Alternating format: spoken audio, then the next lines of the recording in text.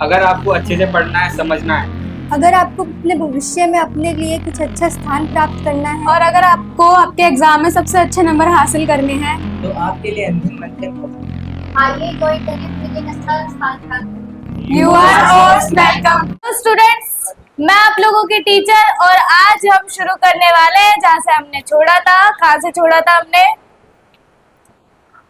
हमने छोड़ा था चैप्टर 3 है हिस्ट्री का, उसका नाम है भूमंडलीकृत विश्व का बनना। उसका हमने एक पार्ट कर लिया था, आज हम करने वाले हैं दूसरा पार्ट।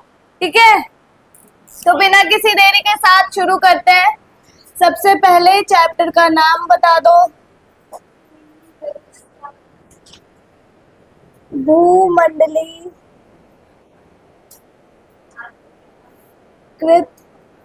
विश्व का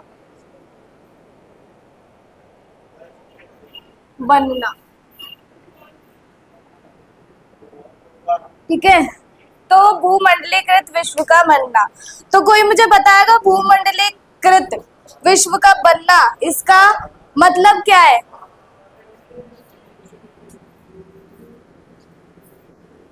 क्या मतलब है?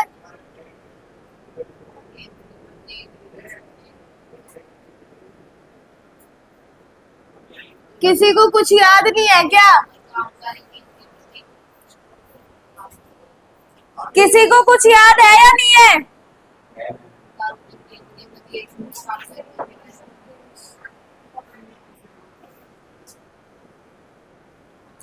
अपने आप को सुना रहे हो, सृष्टि को सुना रहे हो, तो फिर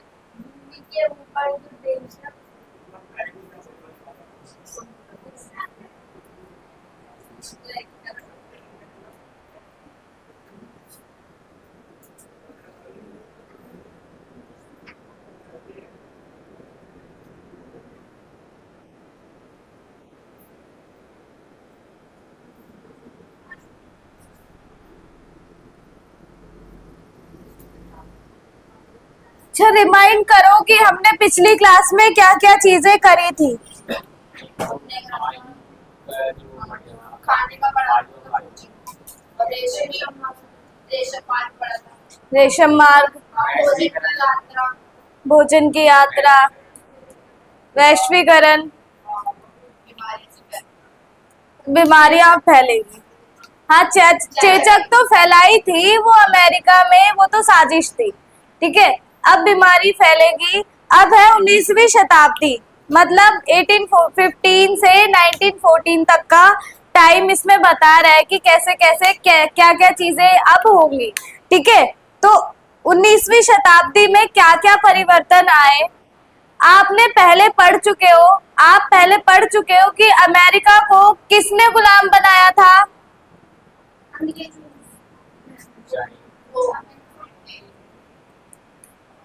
अमेरिका को किसने गुलाम बनाया था?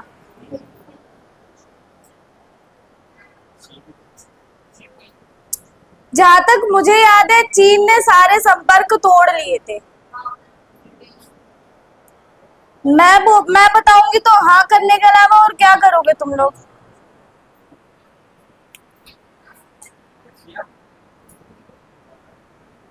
सोच लो, बता देना बात।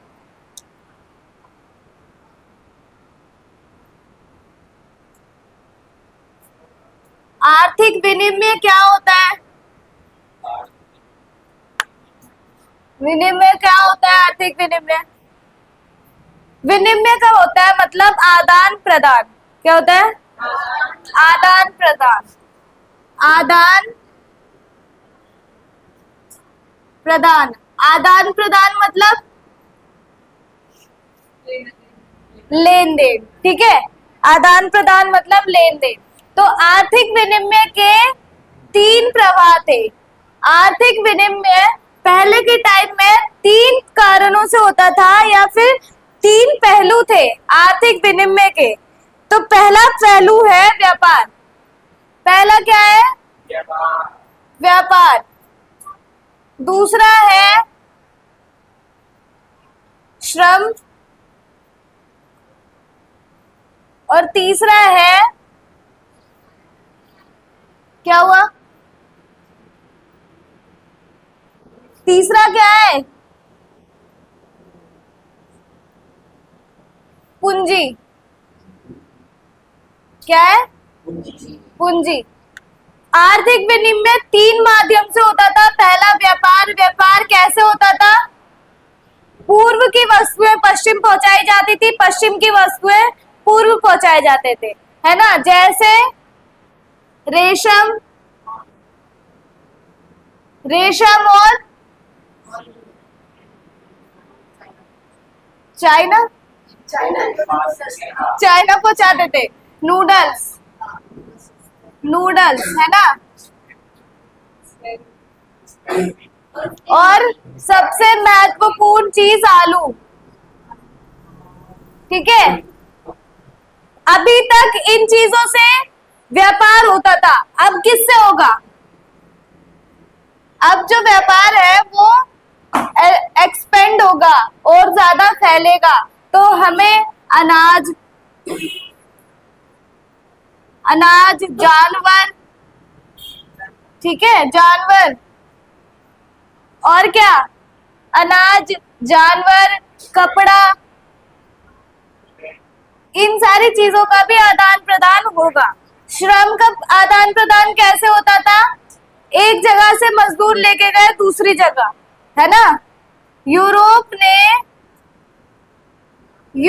से मान लो कि पूर्व से पश्चिम मजदूर लेके जाया करते थे,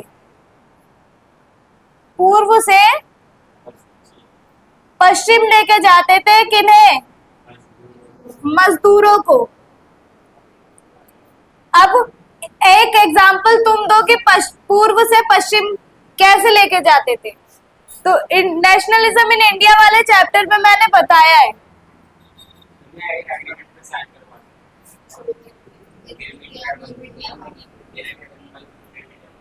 गिरमिटिया मजदूर, है ना, जो कि एग्रीमेंट के कारण लेके जाया करते थे इधर से उधर। तो हमारी 3 चीजें हैं बहुत ज्यादा जरूरी। पहला है व्यापार, दूसरा है श्रम और तीसरा है पूंजी। ये वाला जो टॉपिक है 19वीं शताब्दी, इस टॉपिक में इन तीनों बातों पर ही ज्यादा ध्यान दिया गया है, ठीक है। चले आगे, चलो। तो तुम्हारा है 2.1 विश्व अर्थव्यवस्था का उदय। 2.1 विश्व अर्थव्यवस्था का उदय, मतलब सारे देश जो थे वो व्यापार के लिए धीरे धीरे आगे आ रहे थे, है ना। धीरे धीरे सारे देश सामने आ रहे थे, किसके लिए? व्यापार के लिए। तो सबसे पहले औद्योगिकरण जो है, औद्योगिकरण वो कहाँ आया था? औद्योगिक क्रांति या औद्योगिकरण सबसे पहले कहाँ आया था? ब्रिटेन। अब ब्रिटेन कौन से कॉन्टिनेंट में है? यूरोप, ठीक है। तो औद्योगिकरण सबसे पहले ब्रिटेन में आया, जो कि यूरोप है। अब इस चैप्टर, ये जो टॉपिक है इसमें बात चलेगी यूरोप की, कि यूरोप के जो देश थे वो कैसे पूरी दुनिया भर में अपने गुलाम, मतलब अन्य देशों पर कब्जा करने के बाद उनसे अपने मुताबिक काम कराया करते थे, ठीक है। तो सबसे पहले ब्रिटेन, जो कि 19वीं शताब्दी आते आते ब्रिटेन की जो जनसंख्या थी, इसकी जनसंख्या बहुत ज्यादा अधिक हो गई थी। क्या हो गई थी? बहुत ज्यादा बढ़ गई थी जनसंख्या। जनसंख्या बढ़ने के कारण इनके खाद्यान्न भंडार कम पड़ रहे थे, खाद्यान्न भंडारों में कमी आ रही थी, है ना, जिसके कारण जो गरीब लोग थे वो खाना नहीं खा पा रहे थे। अब ब्रिटेन की ऐसी स्थिति के कारण पूरे दुनिया में कृषि का जो विस्तार हुआ है, कृषि का विस्तार वो अलग ही लेवल का था, ठीक है। कृषि का विस्तार किस लिए किया गया? ताकि ब्रिटेन के लोगों का पेट भरा जा सके, क्योंकि यहाँ की जनसंख्या निरंतर बढ़ती जा रही थी। इतना समझ आ गया? आ गया। अब ब्रिटेन की जनसंख्या बढ़ती जा रही है, ठीक है, और ब्रिटेन ने मक्का के आयात पर भी रोक लगा दी। मक्का के आयात पर लगा दी थी रोक, मतलब कि अब जो ब्रिटेन है वो मक्का का आयात नहीं करेगा, ठीक है। तो मक्का के आयात पर रोक लगाई थी, उन नियमों को कहते हैं, जिस नियमों से मक्का के आयातों पर रोक लगी उस नियम का क्या नाम है? Corn law. कॉर्न लॉ क्या ना, किसका नाम है? मक्का आयात। मक्का आयात पे प्रतिबंध लगा दिया गया या फिर रोक लगाना, ठीक है। तो उसका नाम क्या है? Corn law. कि कॉर्न लॉ के तहत मक्का के आयात पर रोक लगा दी गई, जिसके कारण और ज्यादा जो यहाँ की स्थिति है वो और ज्यादा खराब हो गई, है ना। यहाँ की स्थिति और ज्यादा खराब हो गई। अब खराब होने के कारण जो लोग थे उन लोगों ने कर दिया विद्रोह। क्या कर दिया? विद्रोह कह लो या फिर विरोध कह लो, ये कर दिया। किन लोगों ने? जो ब्रिटेन के लोग थे। ब्रिटेन के लोगों ने विद्रोह किया, विरोध किया, तो मक्का जो आयात होता था, मतलब कि जो कॉर्न लॉ था, इसको कर दिया गया समाप्त। इसको क्या कर दिया?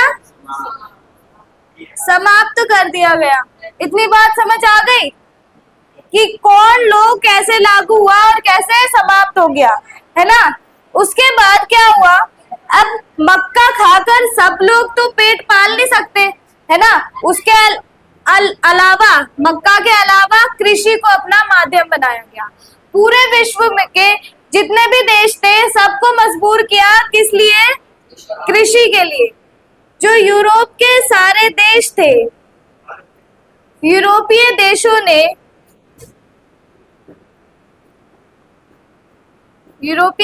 ने जितने भी गुलाम देश थे, यूरोप के देशों के जितने भी गुलाम देश थे, जैसे अमेरिका, रूस, ऑस्ट्रिया,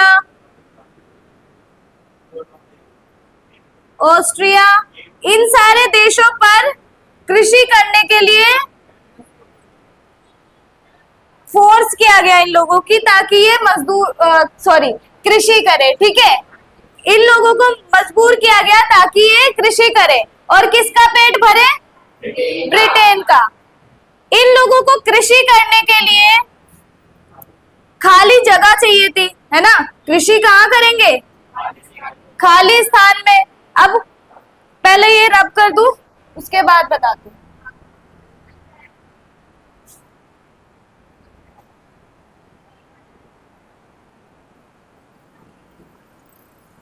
खाली स्थान चाहिए, है ना।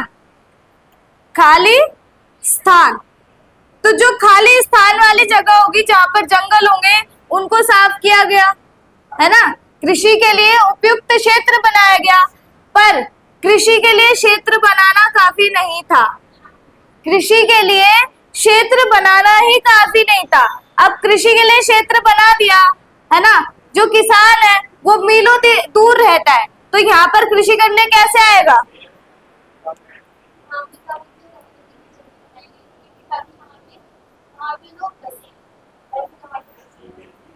कृषि के लिए जगह बनाई गई थी, ठीक है। वहां पर लोगों को बसाया गया, लोगों को बसाया गया था, ठीक है। लोगों के लिए रहने के लिए जगह नहीं बनाई थी, कृषि के लिए जगह बनाई थी, फिर लोगों को बसाया गया।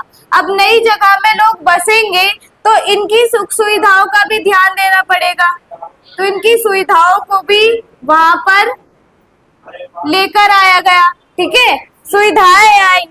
अब कृषि करनी है तो सबसे जरूरी चीज क्या होती है कृषि के लिए? तो भूमि, मिट्टी सब है। लोग आ गए तो मजदूर भी आ गए, किसान। उसके अलावा सिंचाई, ठीक है। तो सिंचाई के काम के लिए क्या किया गया? वहां पर नहरों के जाल बिछाए गए। क्या बिछाए गए? नहरों के जाल बिछाए गए। ठीक है, अब नहरों के जाल भी बिछा दिए, फसल भी आ गई, फसल भी तुम्हारी आ चुकी है। अब फसल को ब्रिटेन लेके कैसे जाओगे? ट्रांसपोर्टेशन से लेके जाओगे कंधे पर, तो कैसे? जहाज से। फसल को लेके जाएंगे रेल से, है ना। जो रेलगाड़ियां थी, जो आप लोग गए थे रेल म्यूजियम में, तो आपने देखी थी ना रेलगाड़ियां, इसी काम में आई थी। तो रेलगाड़ियां जो थी,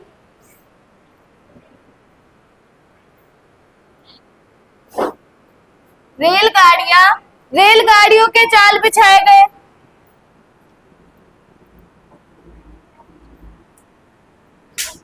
रेलगाड़ियों के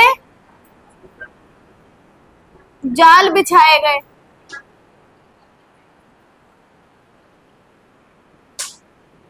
ठीक है, रेलगाड़ियों के जाल बिछाने के बाद जो नेटवर्क है वो किस लिए फैला था इतना?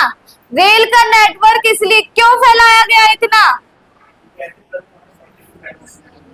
कृषि के लिए, जो फसल है वो जा सके ब्रिटेन, इसीलिए नेटवर्क जो है वो इतना ज्यादा फैलाया गया।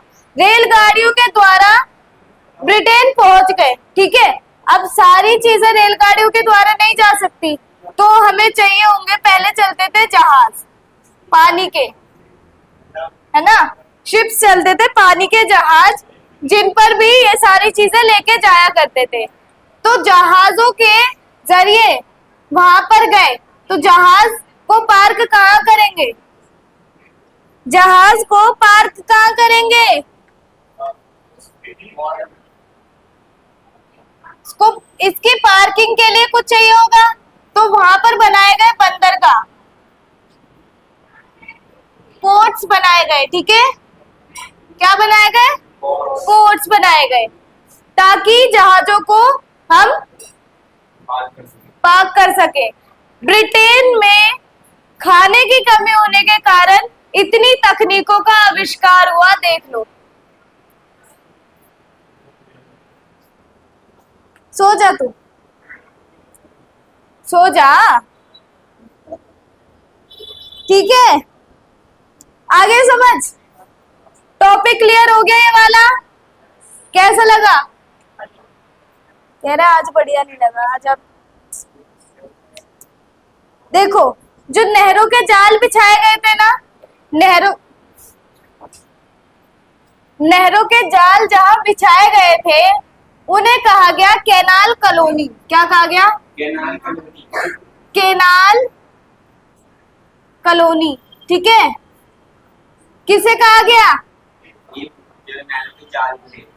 नहरों के जाल जहां बिछाए गए, जहां पर लोग बसे, ठीक है, उसको कहा गया केनाल कॉलोनी। ठीक है, 1820 से 1914 के बीच विश्व व्यापार में 25 से 40 गुना बढ़ोतरी हुई। किस चीज की हुई है? किस चीज की हुई है? जो मैंने बताया शुरुआत में, व्यापार, इसकी 25 से 40 गुना ज्यादा वृद्धि हुई है। 40 गुना ज्यादा वृद्धि। ठीक है, ये टॉपिक खत्म, समझ आ गया? वो तो अभी हाँ बोलोगे ही, बाद में पता चलता है तुम्हारी समझ। और ये भी समझ ही लो, फिर बाद में बोलोगे। अच्छा, ये सारा जो काम हुआ, इसमें सबसे बड़ा योगदान कौन से क्षेत्र का है? क्षेत्र, प्राथमिक, द्वितीय, तृतीय, याद है इकोनॉमिक्स का? उसमें बताओ कौन से क्षेत्र का है सबसे ज्यादा काम? अमेरिका। प्राइमरी, प्राथमिक क्षेत्र, प्राथमिक क्षेत्र। ठीक है, प्राइमरी सेक्टर का सबसे ज्यादा योगदान है, 25 से 40 गुना ज्यादा व्यापार में। क्योंकि व्यापार किस चीज का हो रहा है? अनाज का, खाद्यान्न भंडार का। ठीक है, ये टॉपिक तुम्हारा खत्म होता है। तुम्हें समझ आ गया अच्छे से? अगर नहीं आया तो पूछ लो।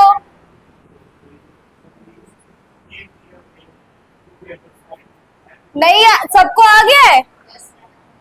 तो चलो एक बार क्वेश्चन ही बता दो फिर कि जो स्पेन और कौन से स्पेन और एक और देश था ना जिसने अमेरिका पर कब्जा किया था, क्या नाम था उसका? चार्टा देखा है? आयरलैंड है। आयरलैंड तो खुदा काल में फंसा हुआ था बेचारा, वो किस पर क्या कब्जा करेगा? उस पर ब्रिटेन ने कब्जा कर रखा था, पुर्तगाली ने किया था। ठीक है, तो पुर्तगाली और स्पेन, पुर्तगाल और स्पेन ने जब कब्जा किया तो उनका हथियार क्या था?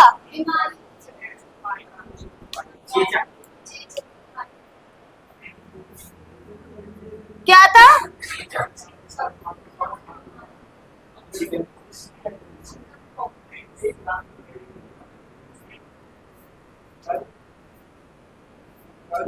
तकनीक की भूमिका, चिकन पॉक्स, चेचक ही बोल लो। ठीक है, तो अब तुम्हारा तकनीक की भूमिका वो समझ आ गया? आ गया तुम्हें? नींद में समझ आ गया क्या हुआ? तो नेक्स्ट करें या फिर एक क्वेश्चन पूछ ही लूं? चलो पूछ लेती हूँ।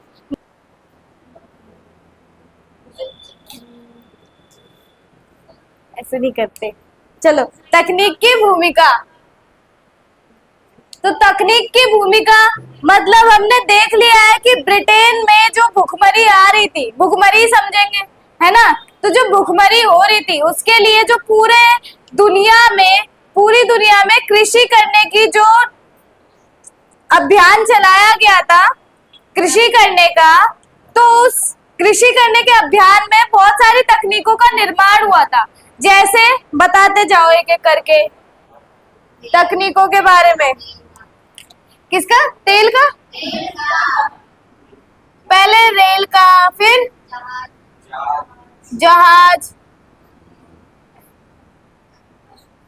जहाज और बस इनका ही हुआ था।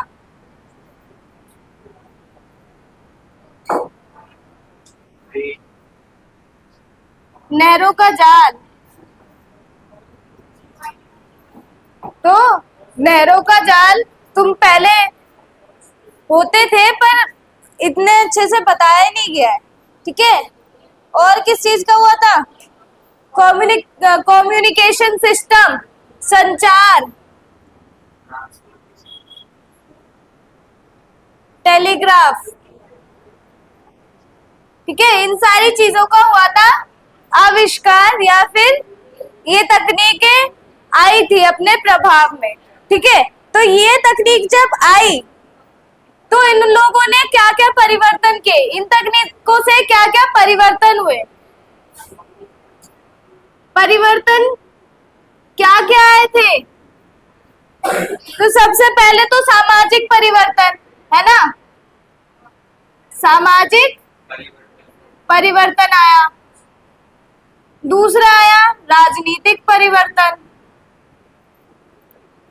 अब देखो बता रही हूं कैसे आया, वरना तुम। तीसरा आया आर्थिक परिवर्तन, और चौथा परिवर्तन राजनीतिक, सामाजिक, आर्थिक, भौगोलिक। ठीक है, ये सारे परिवर्तन आए थे।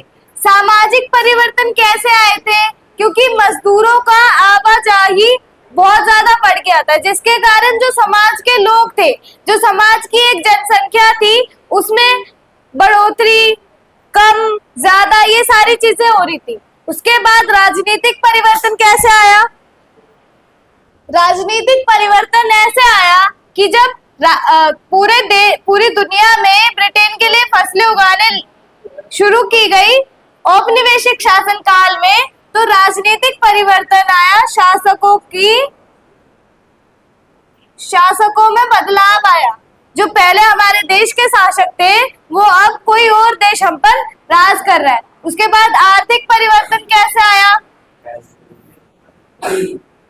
पूंजी, व्यापार बढ़ रहा है ना, व्यापार बढ़ रहा है, पूंजी एक जगह से दूसरी जगह जा रही है, मुद्रा जा रही है एक जगह से दूसरी जगह, ठीक है। और भौगोलिक परिवर्तन, भौगोलिक कह लो या फिर कह लो सांस्कृतिक।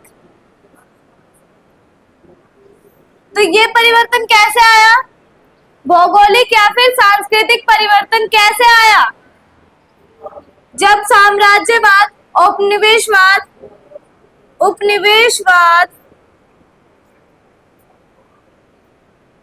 उपनिवेशवाद फैलेगा तो भौगोलिक परिवर्तन कैसे आएगा?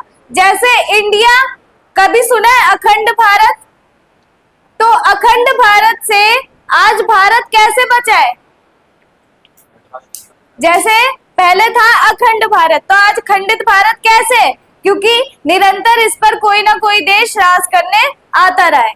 तो जब ये औद्योगिकरण हुआ था, जब निरंतर इस कोई राज्य है उस पर निरंतर दूसरे राजा या दूसरे शासक शासन करते रहते हैं, तो वो क्या करते हैं? उसका भौगोलिक आकार जो होता है वो बदल देते हैं। भौगोलिक आकार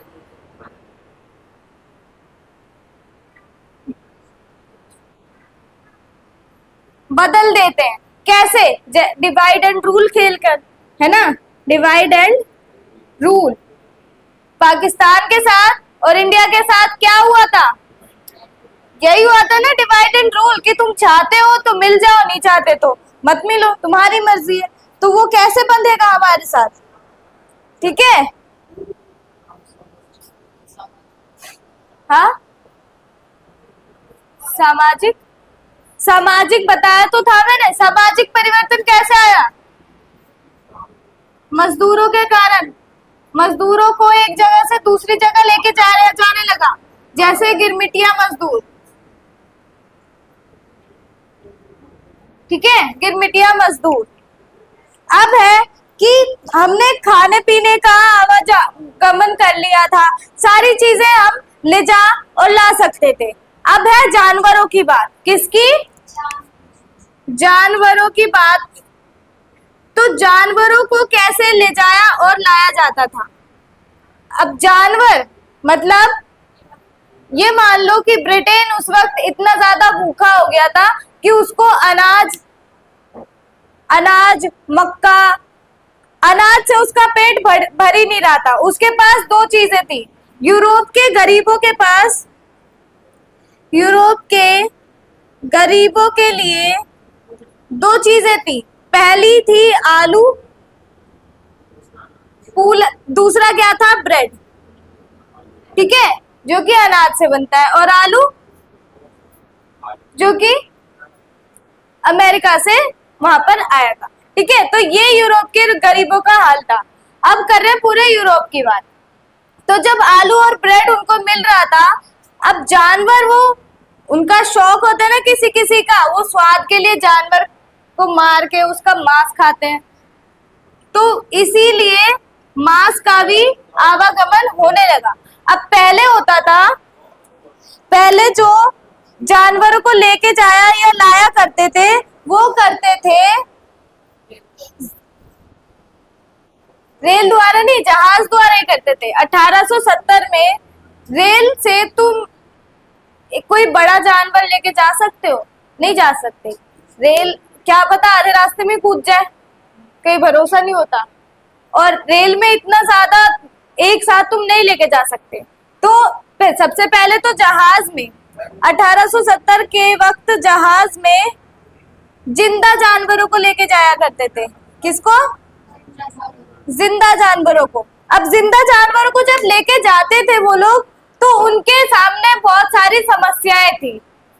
जब वो जिंदा जानवरों को लेके जाएंगे तो उनके सामने बहुत सारी समस्याएं थी। अगर तुम लोगों को कुछ समस्याएं याद आ रही है या मतलब समझ आ रही है तो बता सकते हो।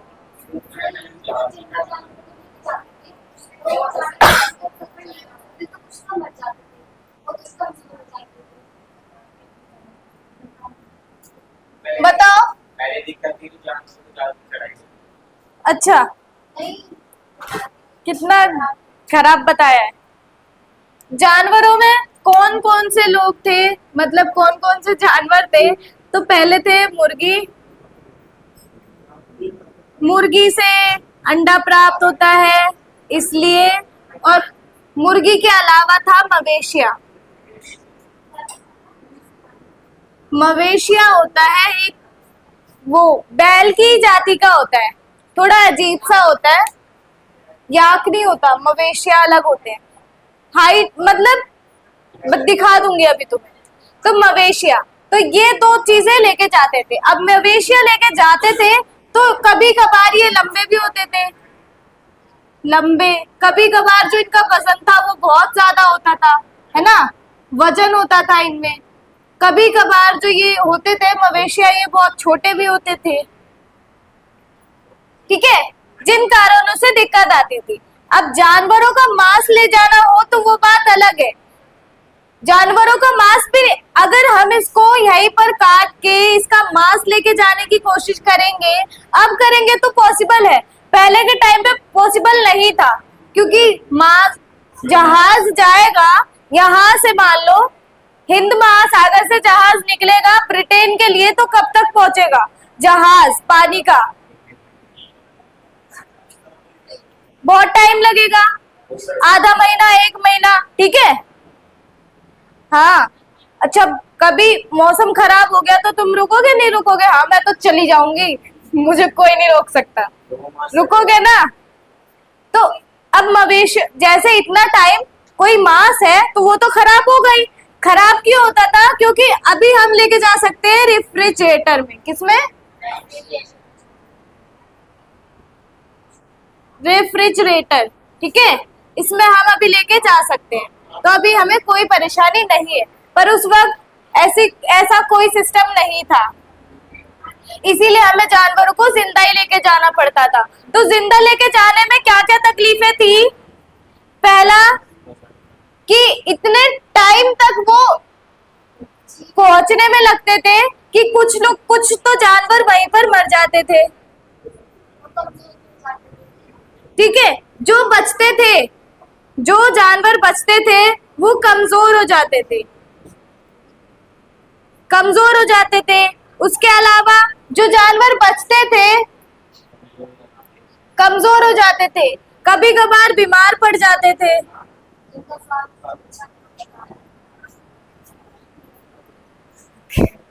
बीमार पड़ जाते थे। और क्या होता होगा जानवरों के साथ? जब इतने सारे, इतनी तादाद में जा रहे हैं, जगह कम पड़ने पर एक दूसरे पर हमला भी कर सकते हैं, तो कभी कभार लड़ाई भी हो जाती थी। और क्या होता था? और भी कुछ होता था, बताओ। अगर कोई मवेशिया है, वो नहीं जाना चाहता ब्रिटेन, वो बोलेगा मुझे ब्रिटेन नहीं जाना, मैं यहीं से कूदूंगा, तो फिर क्या करोगे? वजन तो घटता था, बढ़ता तो था ही नहीं वजन, है ना। तो ये सारी आती थी परेशानियां, ठीक है। अब ये नहीं है कि खुला छोड़ दिया जाता था, जहाज में जा जाना है जा भाई, वो कूद ही जाएंगे ऐसे, उन्हें पकड़ के रखते थे बांध के, ठीक है। तो ये थी परेशानियां जिंदा जानवरों को लेके जाने में। अब मरे हुए मतलब कि मांस को लेके जाना है, तो इसमें क्या क्या सुविधाएं हैं, या फिर कहे परेशानियां ही कह लो, क्योंकि सड़ जाएगा, इतनी दिनों तक मांस सड़ जाएगा। तो हमने फिर क्या आविष्कार किया था? हमने बनाया एक रेफ्रिजरेटर, जिसमें हमने मांस, मतलब कि जहां से हम मांस को उठाएंगे, एशियाई देशों से मांस या मवेशिया कहां से लेके जाया करते थे? एशियाई देशों से। अब एशियाई देशों का मतलब क्या है? एशिया के देश कौन कौन से थे? कौन कौन से देश है एशिया के? इंडिया, पाकिस्तान का कोई अस्तित्व नहीं था। बांग्लादेश, जब पाकिस्तान का अस्तित्व नहीं था, बांग्लादेश कहां से आएगा? इंडिया, वो अखंड भारत कहते हो ना, वो उसी टाइम का था।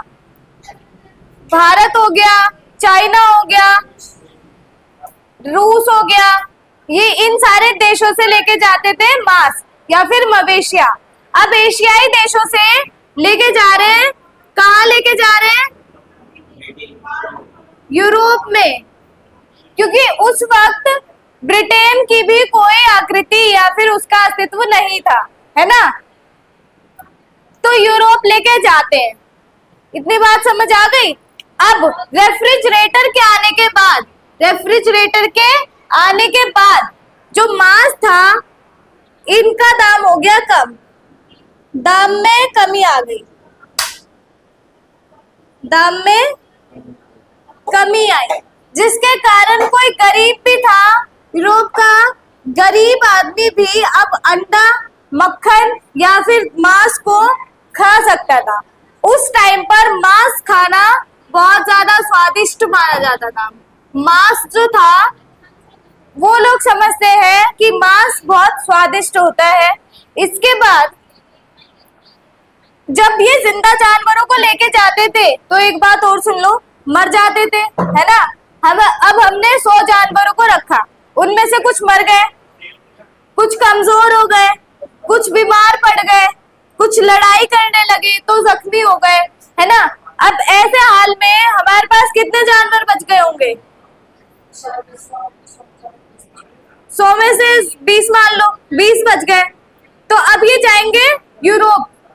यूरोप जाने के बाद इनका दाम तो बढ़ जाएगा ना, क्योंकि ये ना तो हम बहुत सारे रहते पर मर गए बीच में, तो इनका दाम बढ़ जाएगा, जिसके कारण इसे कौन खाएगा?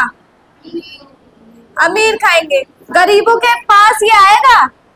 नहीं आएगा, जिसके कारण गरीबों के लिए 2 ही खाने बचे थे। क्या बचे थे?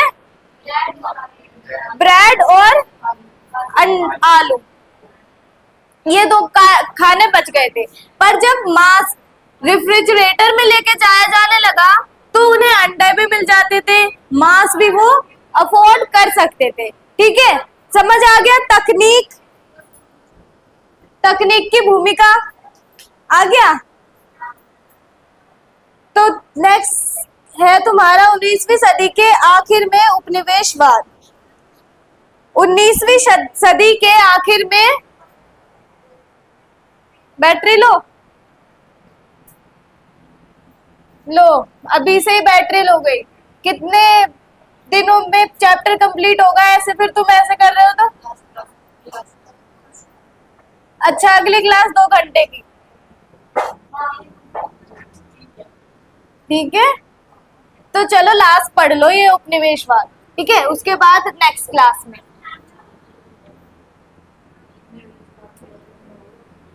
छोटा सा है उपनिवेशवाद। 19वीं सदी के आखिर में उपनिवेशवाद मतलब, लिख दूं पहले?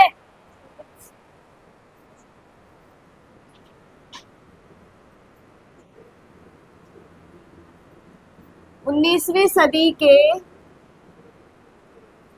आखिर में उपनिवेशवाद। तो भाई उपनिवेशवाद का मतलब तुम्हें पता है कि नहीं पता? नहीं पता? उपनिवेशवाद का क्या मतलब है?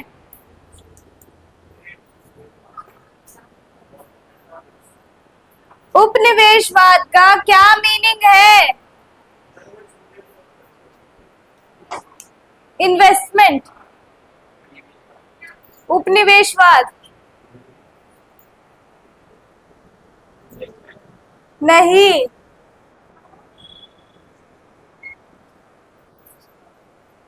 उपनिवेशवाद, साम्राज्यवाद, कुछ याद नहीं है? कुछ याद? उपनिवेशवाद मतलब किसी देश पर कब्जा करना और उसी देश में रहकर वहां की सारी जो चीजें हैं उनका शोषण करना। याद आया? ओ हाँ, चलो भाई। 19वीं सदी। अब तुम लोगों को याद होगा एक देश जहां से मजदूरों को लेके गए थे अमेरिका, अमेरिका लेके गए थे, तो वो देश कौन सा है? बता दो। हाँ, क्या चीज? देखो, ये सारे जो उपनिवेशवाद इतना फैल रहा था, तो उसके लिए स्वतंत्रता और संघर्ष और संघर्ष, ये सारी चीजों, ये दोनों चीजें जो थी, ये इन चीजों का बहुत ज्यादा महत्व हो गया था। ठीक है, इनका महत्व बढ़ गया था। क्यों बढ़ गया था? क्योंकि ये जो उपनिवेशवाद था, इसमें हो रहा था शोषण। ठीक है, इसमें क्या हो रहा था? शोषण हो रहा था। 1885 में यूरोप के ताकतवर देशों की बर्लिन में एक बैठक हुई। अब देखो, 1885 में बर्लिन में बैठक हुई है, बर्लिन में बैठक हुई 1885 में। कौन से देशों की? ताकतवर देशों की। अब ताकतवर देश कौन थे? जो उपनिवेशवाद में शामिल थे, जैसे ब्रिटेन, स्पेन, पुर्तगाल, ये सारे लोग। ठीक है, जो कि ताकतवर देश थे।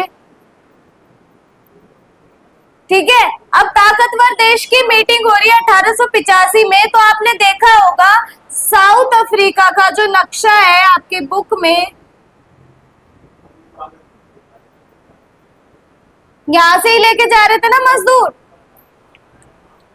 हाँ, मैं बता दूं तो हाँ, तो साउथ अफ्रीका का जो नक्शा देख रहे हो आप लोग, इसमें ऐसा नहीं लग रहा कि लाइन फुट्टे से खींचती हो? लग रहा है? लग रहा है? नहीं लग रहा? तो ये जो लाइन खींची गई थी, ये सही बात है कि यहाँ के जो देश थे, यहाँ पर मीटिंग किस लिए हुई थी कि कौन सा हिस्सा तेरा, कौन सा हिस्सा मेरा। तो जो ये साउथ अफ्रीका का नक्शा है, इसमें जितने भी देश है, ये मान लो इतना मेरा, इतना तेरा, इतना मेरा, इतना तेरा, इतना इसका मान लो, इसका इतना, ऐसे करके बंटवारा किया गया था। क्या किया गया था? बंटवारा, कि कौन सा जो देश है वो किस पर ज्यादा राज करेगा। ठीक है, ऐसे बंटवारे हुए थे साउथ अफ्रीका के लिए, साउथ अफ्रीका के लिए। अब साउथ अफ्रीका में क्षेत्र की कोई कमी नहीं है। क्षेत्र की कमी है यहाँ पर? क्षेत्र की कमी नहीं है यहाँ पर, क्षेत्र बहुत ज्यादा मिलता है, पर जनसंख्या जो है, जो जनसंख्या है वो बहुत कम है। जनसंख्या थी, जनसंख्या बहुत कम थी। तो आपने कभी नाम सुना है? चलो छोड़ो, नाम में क्या रखा है। नेक्स्ट टॉपिक है वो तुम्हारा, मैं इसमें ले आई तुम्हें। तो जनसंख्या बहुत कम थी, जिसके कारण विरोध करने के लिए कोई नहीं था। ताकतवर देशों ने अपनी मीटिंग बिठाई और साउथ अफ्रीका का बंटवारा कर दिया। ऐसे बंटवारा करने के बाद इतना हिस्सा तेरा, इतना हिस्सा मेरा, ना तू मेरे हिस्से में आएगा ना मैं तेरे हिस्से में आऊंगा, बात खत्म। खत्म हो गई बात। अब साउथ अफ्रीका की क्या तकलीफ थी? क्षेत्र तो ज्यादा था, बट जब क्षेत्र ज्यादा है तो यहाँ पे क्षेत्र ज्यादा है यहाँ पर, तो फिर क्या होगा? यहाँ पर खाद्यान्न भंडार भी होगा, खाद्यान्न भंडार होगा ना, खाद्यान्न भंडार भी था। उपजाऊ जमीन थी, उपजाऊ जमीन थी, जिसके कारण कपास की खेती करवाते थे ये लोग। कपास की खेती होती थी, उसके अलावा नील की खेती करवाते थे। ठीक है, खेती होती थी कहाँ पर? क्षेत्र पर। क्यों? क्योंकि यहाँ की जो भूमि थी ये बहुत ज्यादा थी और जनसंख्या थी वो बहुत कम थी। समझ आ रहा है क्या हो रहा है? ये जो यूरोप था,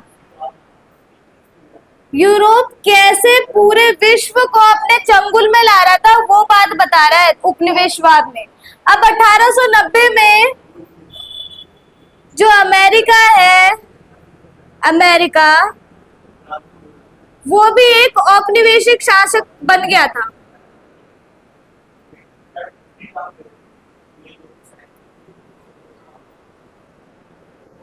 अमेरिका क्या बन गया था? औपनिवेशिक शासक। मतलब यहाँ पर जो राज कर रहे थे स्पेन और कौन कर रहा था? पुर्तगाल। जो यहाँ पर राज कर रहा था, इनके राज खत्म हो गए थे। इनका जो राज था वो खत्म हो गया, जिसके कारण अमेरिका भी औपनिवेशिक शासक बन गया। कैसे बन गया? क्योंकि अमेरिका के क्षेत्र थे वो टूटे थे, है ना। नाम नहीं था कि अमेरिका है, तो अमेरिका ने अपने क्षेत्रों को जोड़ लिया। अमेरिका ने अपने सभी क्षेत्रों को जोड़ लिया, जिसके कारण किसका निर्माण हुआ? अमेरिका का निर्माण हुआ और अमेरिका बन गया एक औपनिवेशिक शासक। ठीक है, तुम्हारा टॉपिक ये खत्म होता है। नेक्स्ट करेंगे रिंडरपेस्ट या मवेशी प्लेग। ठीक है, तो आज के लिए इतना ही। आशा है आप लोगों को समझ आया होगा। मिलेंगे नेक्स्ट वीडियो में, तब तक के लिए जय हिंद।